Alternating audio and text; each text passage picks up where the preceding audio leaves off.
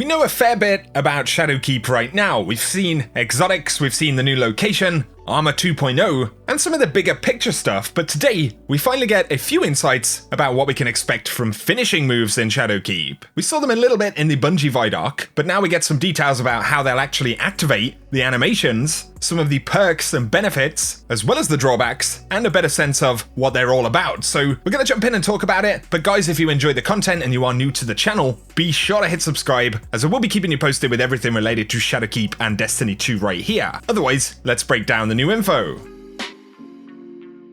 So these new details come from Ryan Gilliam at Polygon, who kindly sent this interview over to me. There are some pretty cool details in here. I will link the article down below, but Luke Smith and Mark Noseworthy jump in and talk about these abilities. So when enemies get below a certain health threshold, they're going to have an indicator that means they can actually be finished. And so if you want to use the finishing move, they're not going to be a kind of use any time ability. It will require the health of an enemy to be low already, but then is actually going to be marked in the UI, so presumably you'll have to be within a certain proximity of that enemy as well. Polygon point out that finishing moves aren't solely cosmetic though. Players can add mods to their armor that enhance their finishing moves, so in exchange for exposing yourself during the animation, and for some super energy, players can create unique effects. And Luke Smith gave the example of generating ammunition for your fire team after each of your finishing moves. So that's really cool, but on top of this, he confirmed that the mod for your finisher will be on one of the slots of another piece of armor, so this means that these do have real combat utility.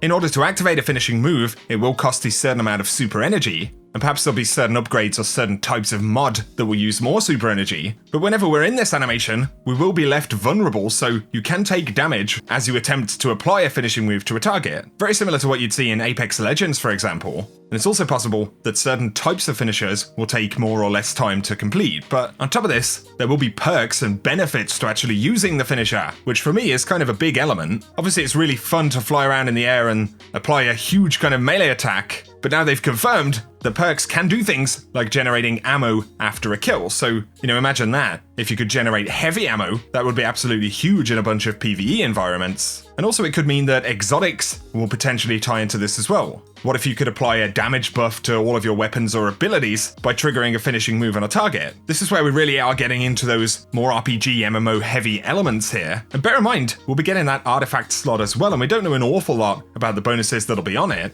but it absolutely could all tie together. Now, they confirm that the animation of a finishing move is actually equipped separately from the gameplay element, so the two will be customized separately. We'll be able to go in and pick the kinds of combat bonuses we get initially, but separate to that, we can kind of change the cosmetic or visual element to have all different styles of animations. And they also confirm that the in-game benefits of Final Blows aren't impacted by the animation you have equipped. Mark Noseworthy said they're thinking of them as combat emotes, and so it does seem fairly likely that players will kind of earn these via Eververse or something like that, and Polygon point out that we could have them as kind of endgame or super rare rewards. However, regardless of the cosmetic side, the mods that give you the abilities can only be earned by actual gameplay. So perks and animations are separate. Animations are likely looking like cosmetic items, so Eververse is pretty likely, but also other sources in the game, and then the power, the perks or abilities, will be mods equipped to armor and earned through gameplay. Luke Smith said at launch we'll only be able to equip one finisher, but what they're working on for the future is a kind of multi-equip element for them. So they talk about a finishing move randomizer, which Luke Smith described as a box of chocolates, which would essentially mean whenever you apply a finishing move, you could get a random visual effect, and presumably that would be out of the collection of ones that you'd actually earned.